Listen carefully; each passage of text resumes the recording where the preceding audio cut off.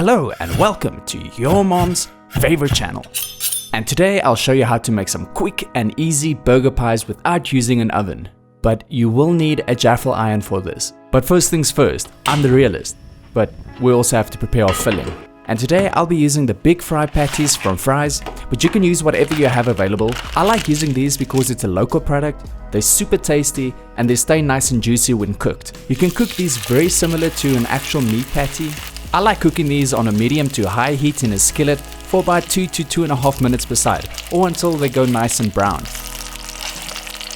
And once they are cooked on both sides, you can just remove them from a heat and put them aside. The rest of the filling is totally up to you. But for burgers, I love some sauteed onions and mushrooms. And then we will obviously need our puff pastry.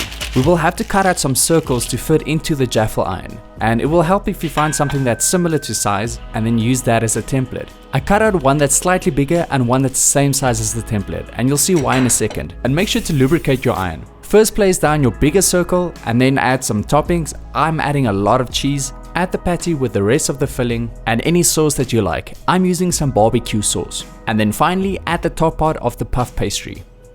Add a little bit of plant-based milk or water to the sides of the pastry and fold the larger circle over the smaller one to make a seal. And then you can close up the iron and then it's ready to be put onto a low to medium-low heat. And depending on your Jaffle Iron, you might notice that some of the pastry will start to bulge out the sides. But don't worry and don't start panicking if it starts burning. This will be cut off after it's done cooking. But I'm sure that I could have cut it off by now. But I was scared that I will compromise the seal of the pastry. And if it does catch on fire, you could just blow it out.